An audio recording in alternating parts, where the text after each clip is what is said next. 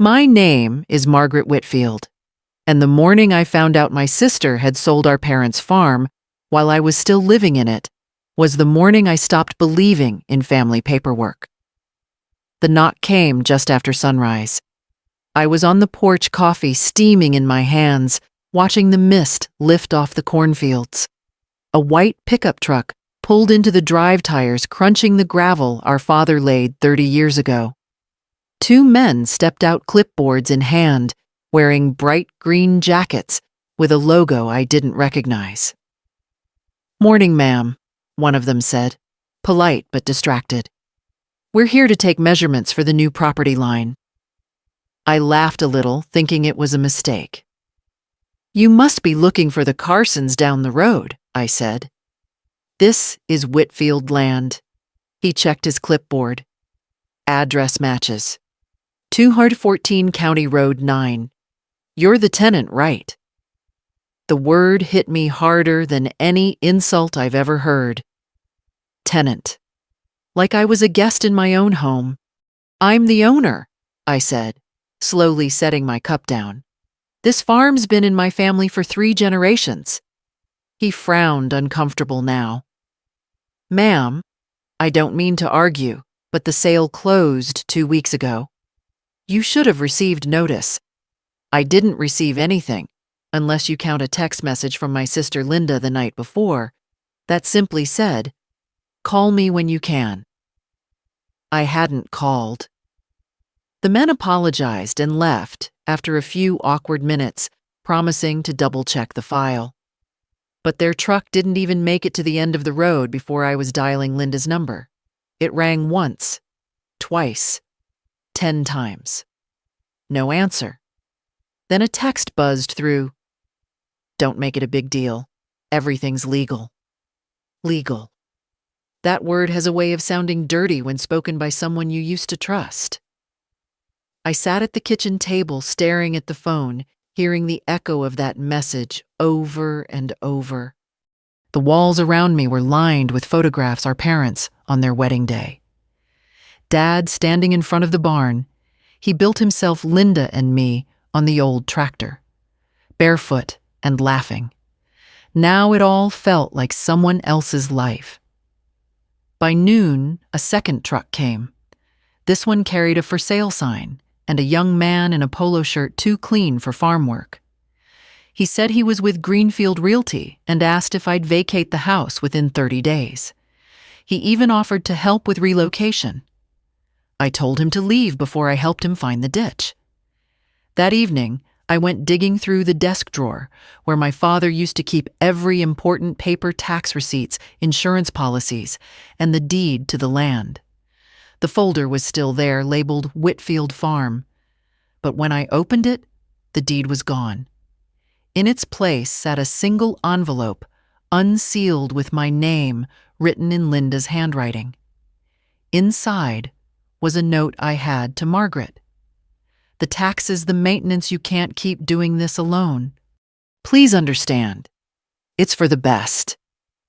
There was no signature, no explanation, just that quiet apology people write when they've already convinced themselves they're right.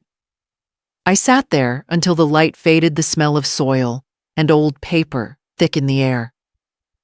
I remembered how Dad used to polish his boots before church on Sundays, how Mom would hum hymns while peeling apples at the counter. I'd stayed here to care for them until the very end, while Linda sent flowers and phone calls from her life in Indianapolis. When Dad passed, I handled everything: the funeral, the mortgage, the will. There had been no mention of selling, no new authorization. So how could she have sold the farm? The next morning, I drove into town and marched straight to the county clerk's office, the same building where my parents registered their marriage in 1958. The clerk, a kind man named Howard, squinted through his glasses when I handed him the property record request. After a few minutes of typing, he looked up slowly. "It says here, the property transferred ownership to a company called Carter & Sons Development, filed by a Linda Whitfield power of attorney, dated February 11th. My throat went dry. That's the day of my father's funeral. Howard's expression softened. "I'm sorry, Margaret. You might want to talk to an attorney." I walked out into the parking lot, the Indiana wind cutting sharp across my face. The air smelled of diesel and early spring cold metallic, and cruelly alive. I sat in my truck and stared at the courthouse for a long time, feeling something shift inside me. This wasn't just about land. It was about memory duty and the kind of betrayal that doesn't scream at whispers. When I got home, I stood in the doorway of the barn. Dust floated in the light like tiny ghosts. The tractor still bore the dent from when Linda and I tried to drive it as kids. Every inch of this place was a chapter of my life written in dirt and sweat. I realized then, if Linda wanted a fight, she'd get one, but not the way she expected, because some things like roots don't die easy. And before this was over, she'd remember whose name the land really carried. The next morning began with silence, the kind that doesn't feel peaceful, just hollow. No trucks in the drive, no calls from Linda, only the creak of the farmhouse settling into its age. The coffee tasted bitter, like it knew something I didn't. I spent that day trying to remember how it felt to wake up without worry. I couldn't. Every object in the house seemed to hum with betrayal.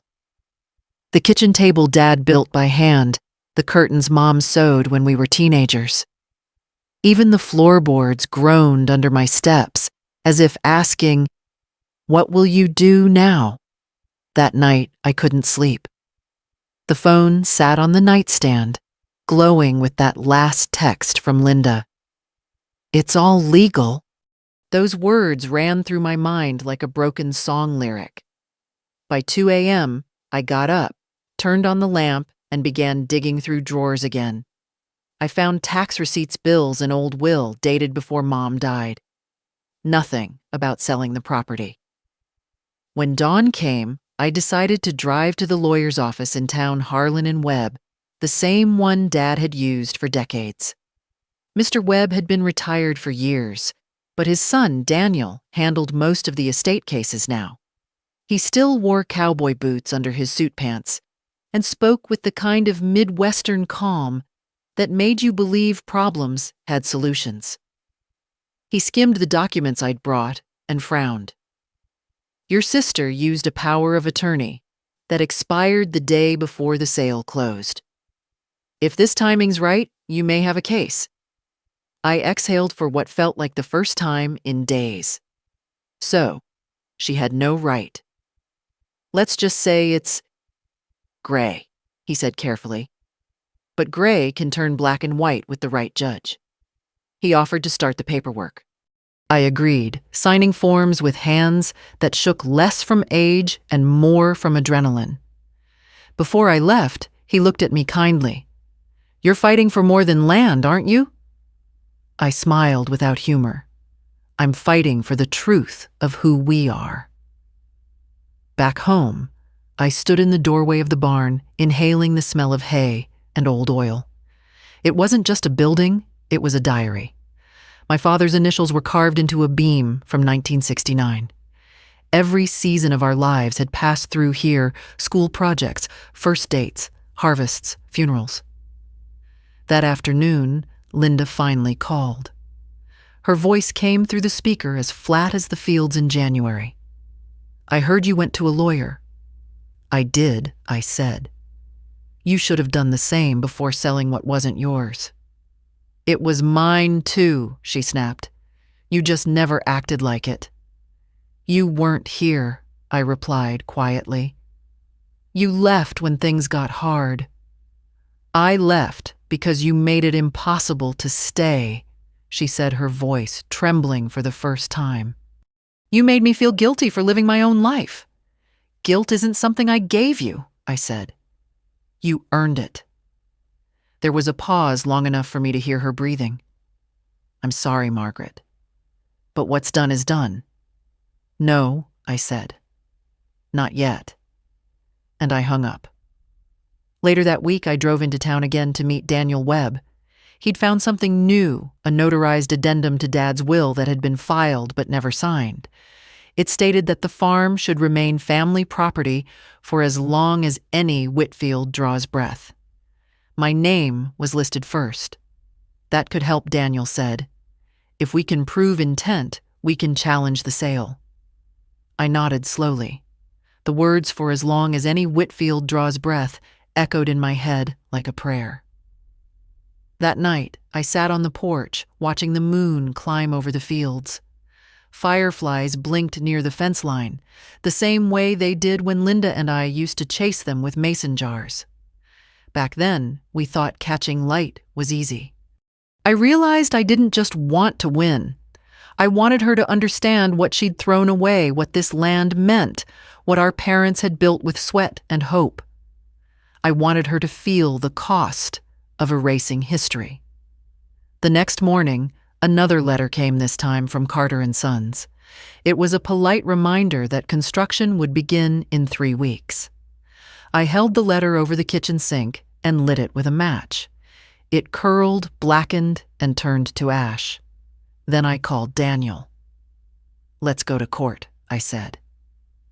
As I hung up, I caught my reflection in the window, an older woman, hair streaked with gray eyes sharper than they'd been in years. Betrayal had taken a lot from me, but it had given me something to clarity. For the first time since that text message, I felt like I was standing on solid ground again. The courthouse in Bloomington smelled like dust, old paper, and nerves. I sat on a hard wooden bench with my file folder clutched against my chest, listening to the echo of other people's heartbreak bounce off the marble floors, divorces, custody battles, bankruptcies. Everyone here had something to lose. When my name was called, I stood. My boots felt heavy. The courtroom was small, with blinds half drawn against the morning sun. Linda was already there, sitting across the aisle in a navy dress that looked more like armor than fabric. She didn't meet my eyes. Beside her sat a lawyer who looked like he'd never spent a day outside an office. The judge, an older woman with kind eyes and no patience for nonsense, adjusted her glasses. "Mrs. Whitfield, Ms. Whitfield, seems this is a family matter that became a legal one. Let's keep it civil." I nodded. Linda didn't. Our lawyers presented the case. Mine, Daniel Webb, laid out the dates, the expired power of attorney, the unsigned will addendum, and the fact that the sale took place the day of our father's funeral. When he said that last part, the judge's pen stopped mid-note. She glanced up just long enough to let the silence do its work. Linda's lawyer countered smoothly. "My client acted under the belief that her father's prior power of attorney remained in effect. She was burdened with tax debts, and she was burdened with greed," I interrupted before I could stop myself. The judge's gaze landed on me like a teacher catching a student out of line. "Mrs. Whitfield, you'll get your turn." I lowered my voice. "Yes, Your Honor." Linda finally looked at me, then just a flash, but I saw it. Guilt buried deep under the need to justify herself. The hearing lasted 2 hours. The judge said she'd review the documents and issue a temporary ruling within a week. We filed out of the courtroom in silence. Outside, the air was cold enough to sting. Linda caught up to me on the courthouse steps. "You think this makes you noble," she said. "Dragging me through court, I think it makes me a Whitfield," I answered. Her lip trembled. "You always think you're the only one who loved this place." I stared past her toward the courthouse lawn, where the flag whipped in the wind. "No," I said softly. "Just the only one who stayed." I walked away before she could answer. Back at the farm, I found a yellow notice stapled to the fence post, "Permit approved, Carter and Sons Development." My stomach twisted. They were moving fast. I called Daniel.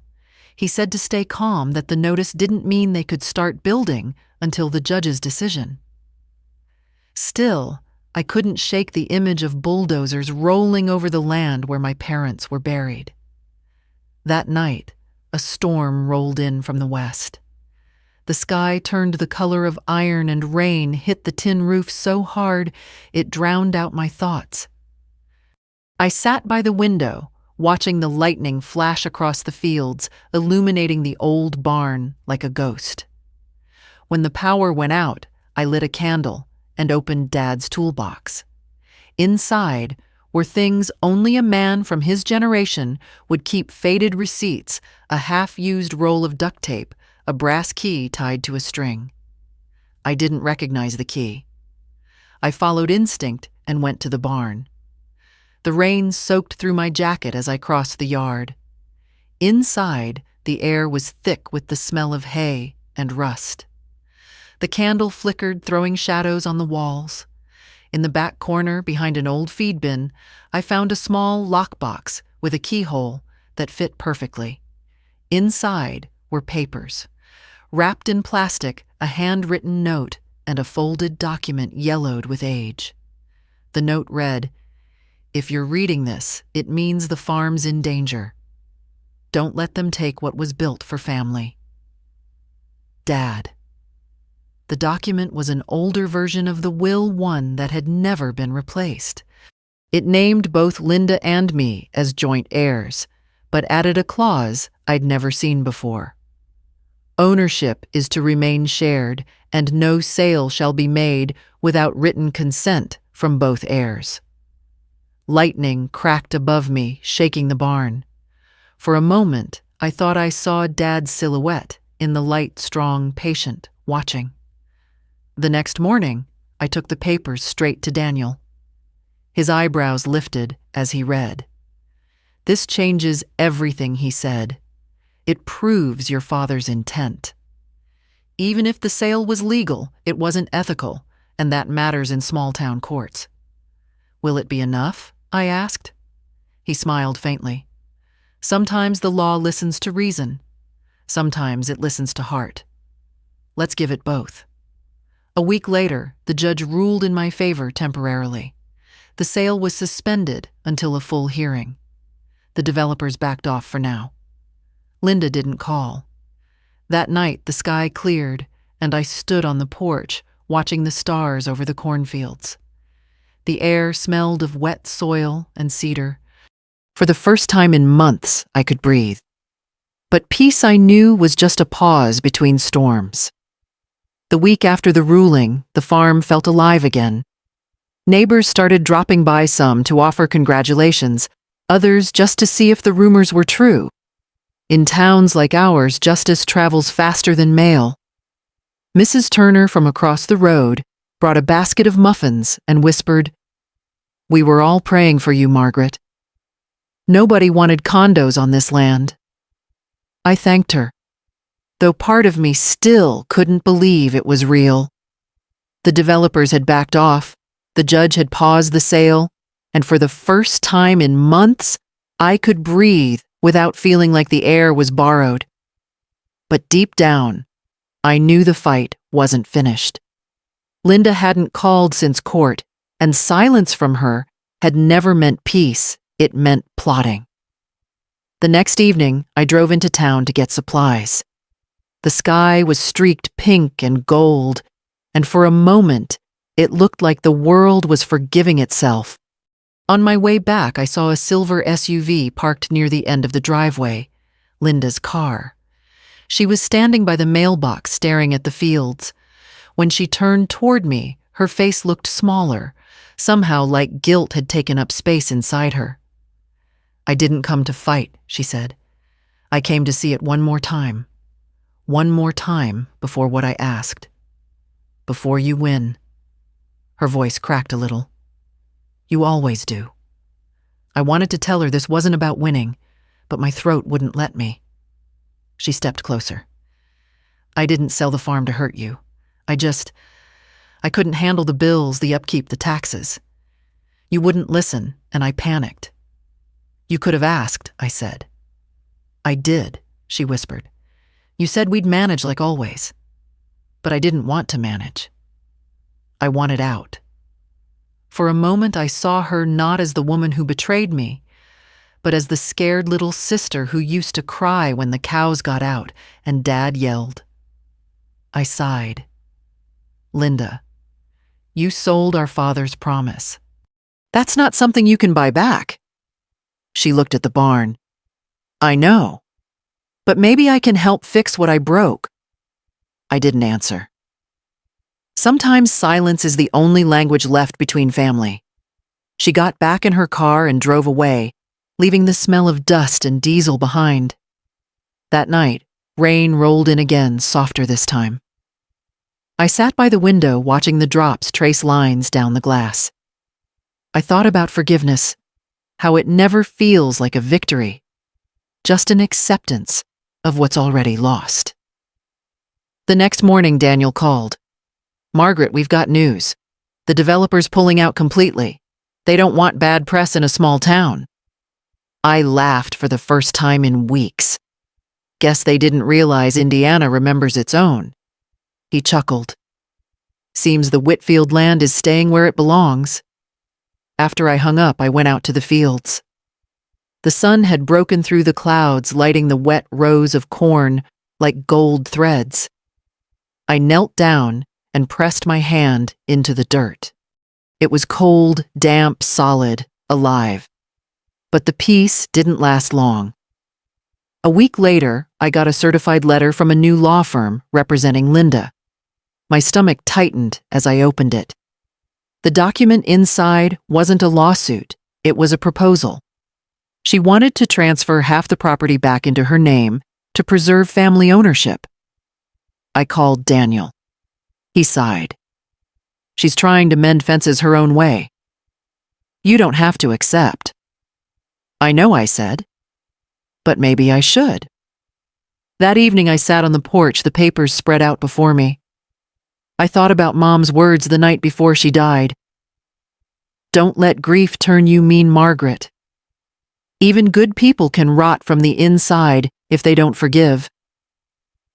When Linda showed up 2 days later, I was waiting for her. She parked by the fence, hesitated, then walked up the steps. I'm not signing this, I said, holding the letter up. But not because I'm angry. Because this land already belongs to both of us. It always did. Tears welled in her eyes. I don't deserve that kind of grace. Maybe not, I said softly. But neither did I when Dad gave it to me. She nodded, and for the first time in years, she didn't look like my rival. She looked like my sister. We spent the rest of the day walking the property. I showed her the oak tree Dad planted when she was born, the spot near the barn where we buried our first dog, Daisy. The air was warm, filled with the hum of summer. As the sun set, she said quietly, You ever think Dad knew this would happen? Probably, I said. That's why he wrote, as long as any Whitfield draws breath. He didn't mean ownership. He meant memory. We stood there side by side watching the light fade. For once, no one spoke. The land did the talking for us, creaking, whispering, forgiving. The next morning, I woke to the sound of hammers. For a split second, my heart seized. I thought the developers had returned. But when I stepped outside, I saw Ethan from Turner's Hardware and 2 of his sons on the roof patching the last leak from the storm. Linda called us, Ethan shouted down. Said you've had enough rain for one lifetime. I looked up, stunned. She's paying for that. He grinned. Already did. I stood in the yard watching the men move across the roof, their boots steady against the shingles. The air smelled like wet wood and sawdust, old and new life mixing in the same breath. For the first time, I didn't feel anger tightening my chest, just surprise and something close to gratitude. Inside, I found Linda in the kitchen making coffee. She poured 2 cups, slid one across the table, and said, You can yell at me after we drink this. I almost laughed. You really think coffee fixes everything? She met my eyes. It used to. The silence between us was fragile, but warm. After a while, she spoke again. I went through Dad's things last week. I found letters he wrote but never sent. One of them was to you. I hesitated. What did it say? That he was proud of you for staying? That he hoped someday I'd come home and see what that meant? She smiled sadly. I guess it just took me too long.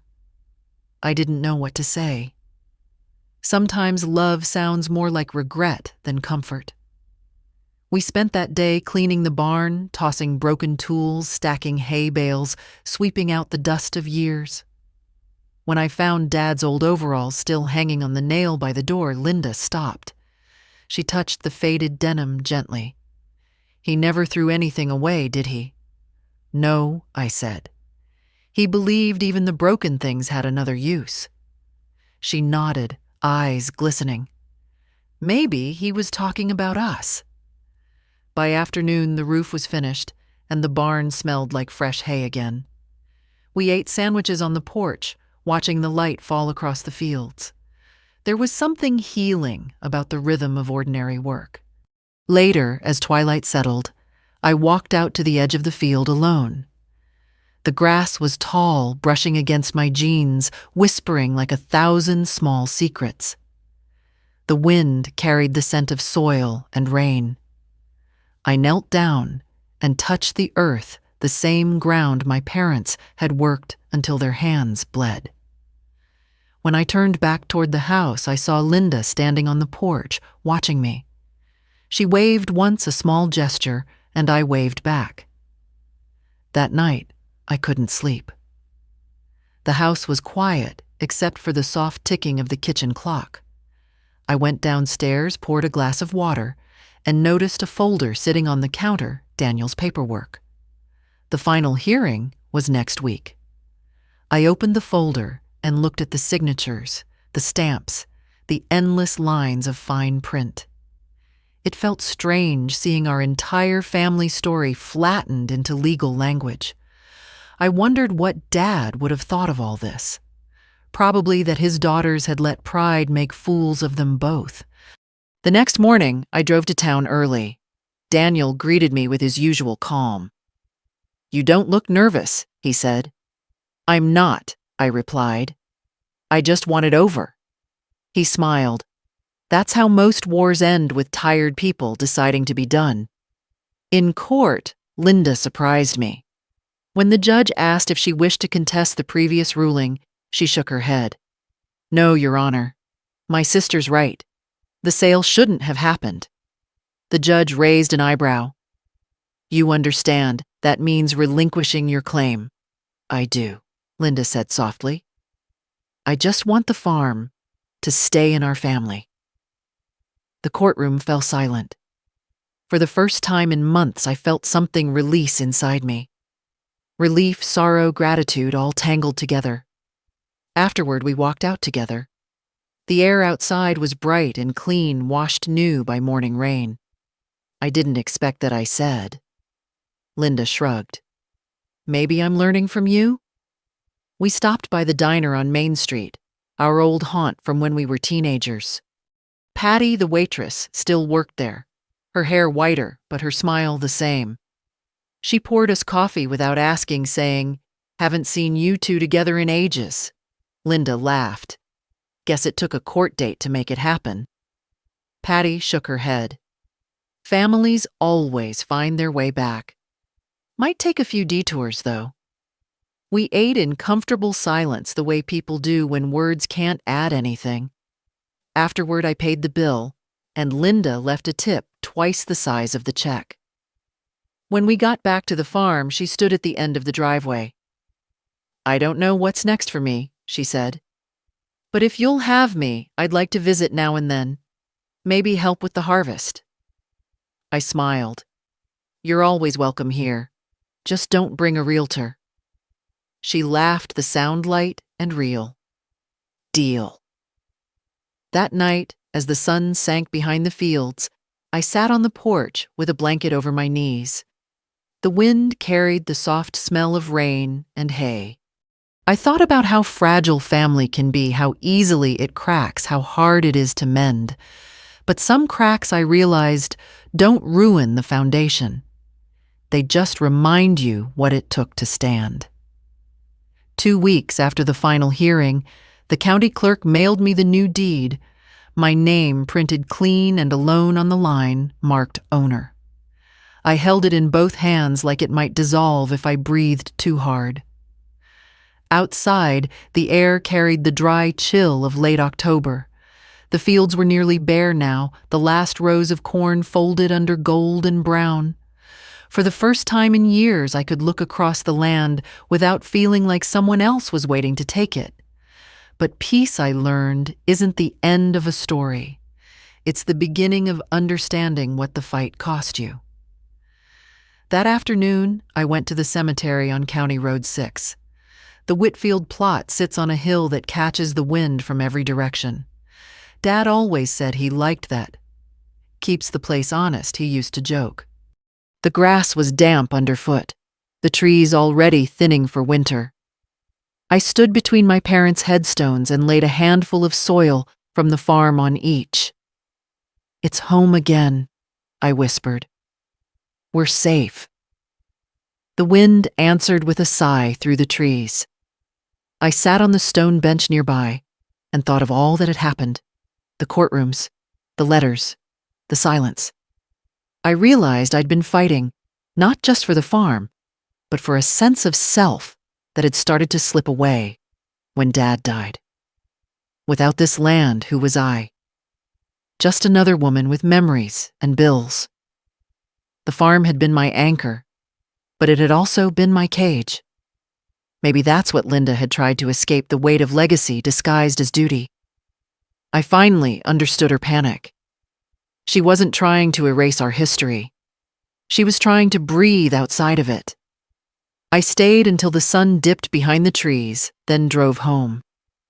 The sky was the color of copper, streaked with the last traces of light. When I pulled into the driveway, a truck was parked near the barn, not Linda's, but familiar. Daniel Webb stepped out, holding a folder. "You left before I could give you the final paperwork," he said with a grin. "Thought I'd deliver it myself." I invited him in for coffee. He'd been more than just my lawyer these past months. He'd been a witness to every wound and every small victory. Over coffee, he said, "You know, not many people win cases like yours. The judge said she ruled on heart as much as law." I smiled faintly. Guess Dad's handwriting still carries weight. He looked around the kitchen, the freshly painted cabinets, the repaired roof, the quiet hum of a house that had endured more than its share of storms. "What will you do now?" he asked. "Live," I said simply, "and forgive." He nodded slowly. "You're a good woman, Margaret." I chuckled. "Don't tell my sister that. She's still deciding." After he left, I went to the porch. The sun had set, and the first stars blinked above the fields. The air was cold, but I stayed outside, rocking slowly in the old chair David built decades ago. Every creak felt like memory. Breathing. Around 9 headlights flashed down the road. A car turned into the drive, Linda again. I met her halfway coat, pulled tight around me. "I didn't think you'd come back so soon," I said. She smiled nervously. "I brought something." She opened her purse and handed me a small envelope. Inside was an old photo, the two of us as girls sitting on the barn fence barefoot and grinning. On the back, in our father's handwriting, were 3 words. "Keep it together." My throat tightened. "Where did you find this?" "In Mom's Bible," she said. I think she meant for us to. We stood there in the quiet for a long time, looking at the picture like it was a map we'd both lost. Finally, Linda said, "Do you remember the old oak behind the barn? Dad buried something there once. Said it was for when we grew up." I frowned. That was just a story. Maybe not. She smiled. Want to find out? We walked together under the thin October moon. The barn loomed dark and familiar, the air crisp and sweet with hay. The oak tree stood at the edge of the property, its roots thick as knotted rope. Linda knelt down with a small shovel from the shed, and after a few minutes the metal struck something solid. We cleared away dirt until a small tin box emerged. Inside was a folded note yellowed with time. Dad's handwriting again. If you two ever forget what this land means, dig here. It isn't about acres or deeds. It's about keeping the promise of family even when it hurts. Linda pressed her hand to her mouth. I could feel my eyes sting. Guess he knew we'd need the reminder, I said. She nodded, voice trembling. Guess he knew us too well. We sat under that tree for a long time, the box between us, the moonlight silvering the field. It wasn't forgiveness, not completely, but it was peace, learning to speak again. When we finally stood to leave, Linda said, You'll keep it, won't you? I looked back at the oak, then at her. No, I said. We will. We walked back to the house in silence, our shadows falling side by side across the grass. The porch light glowed ahead like a small, steady heart. When November arrived, the farm slipped into its quiet season. Frost traced the fence rails every morning, and the fields turned silver before sunrise. I'd wake before dawn, out of habit, make coffee, and stand by the window watching my breath fog the glass. The world felt different now, lighter, but lonelier too. Linda had gone back to Indianapolis for work, promising to visit before Christmas. She left me the photograph from our childhood taped to the refrigerator with a note that said, Keep it together. I smiled every time I saw it. I spent the next few weeks mending things, fixing loose shingles, sealing the barn doors, planting winter rye. Work keeps you sane when the heart's too noisy. Some nights I'd sit on the porch with a blanket and a thermos of tea listening to the coyotes call across the fields. The house creaked like an old friend. One evening, just before Thanksgiving, a letter arrived. Not from Linda, from Carter and Sons. The envelope was thick, expensive. Inside was a typed apology, an official notice confirming the withdrawal of their purchase claim, and an enclosed check labeled settlement for damages. The number on it was more money than I'd ever seen in one place. Enough to pay off every bill, fix every leak, maybe even retire. But the line that caught me was this: We regret the misunderstanding. The property was sold under a misrepresentation of consent. Misrepresentation of consent. That was lawyer talk for, we got caught. I folded the check back into the envelope and set it on the mantel. For days I couldn't decide what to do with it. Take it. Tear it up. Donate it. The money wasn't the point. The fight had never been about numbers. It had been about meaning. About not letting my father's hands be erased from the story of this land. A few nights later, I dreamed of him. He was sitting on the porch in his old flannel shirt, one boot untied, drinking coffee from the chipped blue mug I still kept in the cupboard. You did good, Maggie, he said, but don't turn victory into bitterness. Let the ground rest. When I woke, the room smelled faintly of cedar and smoke like him. I took it as my answer. That morning, I drove into town and met with Daniel. I slid the envelope across his desk. I want to use it for something better than revenge, I said. He leaned back, curious. Like what I want to start a community fund, I said. Something for families who can't afford to keep their farms. No one should lose what they built just because they don't have the right lawyer or the right sister. He smiled. That's remarkable, Margaret. Your father would be proud. I think he already told me so, I said softly. Word spread fast, as it always does. The Whitfield Fund became a small headline in the county paper. Mrs. Turner stopped by with a pie saying, "You're turning that land into more than crops, honey. You're growing grace." I laughed, embarrassed, but her words stayed with me. When December came, the first snow fell thick and silent, blanketing everything in forgiveness.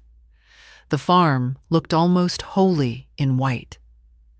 That night, I heard tires crunching on the driveway and stepped onto the porch to see Linda climbing out of her car, bundled in a red coat, cheeks flushed from the cold. "I brought pie," she said, holding up a box. "Pumpkin? From scratch this time." I grinned. Guess miracles do happen. We sat at the kitchen table eating pie and drinking coffee just like old times. She told me about her job, her apartment, how she was thinking of moving closer next year. "It's funny," she said. "I spent my whole life running away from this place. Now it's the only place I feel steady." I reached across the table and squeezed her hand. That's what roots do. They hold even when you think you've cut them. We spent Christmas together on the farm, just the two of us.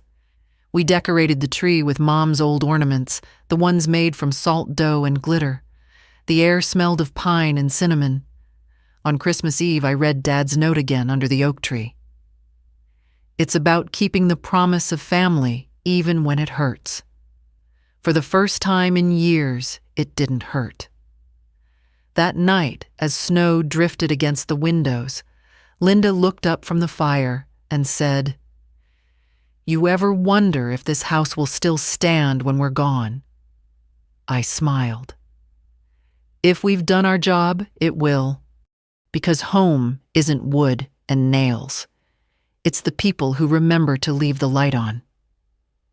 When she went to bed, I stepped out onto the porch one last time that year. The sky was black velvet, the stars sharp and endless. The wind carried the scent of wood smoke and cold earth. I whispered into the night. We kept it together. Dad. The porch light flickered, once then steadied like an answer.